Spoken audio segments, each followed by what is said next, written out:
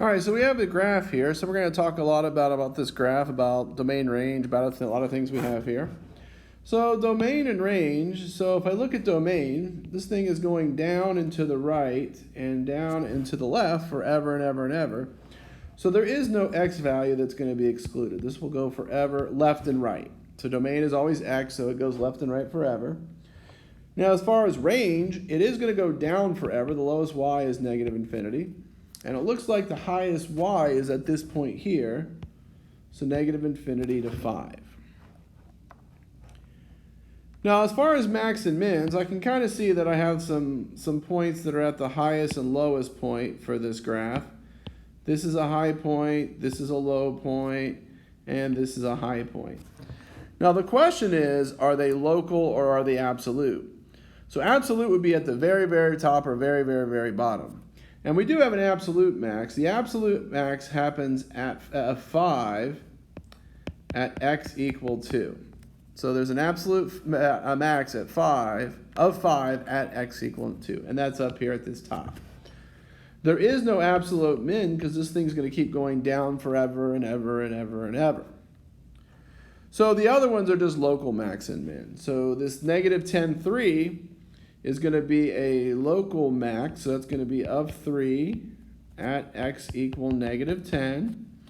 And the local min is going to be of negative 4 at x equal negative 4.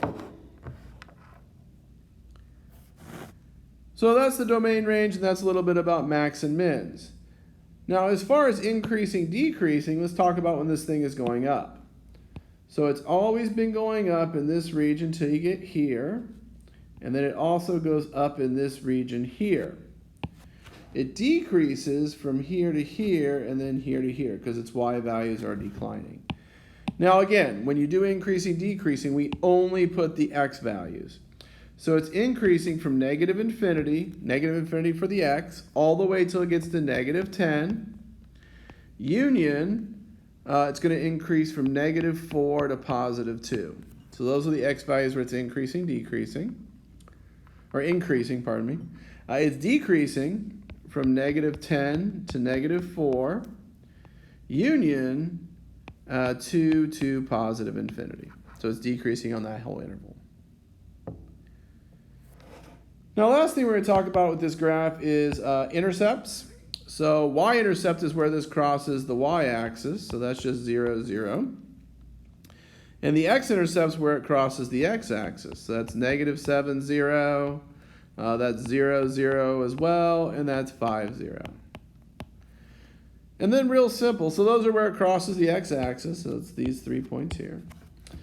And for zeros, we just say zeros of the function are just those x-intercepts. We just say it as x equals. So these are its 3 zeros, or just the same as the x-intercepts.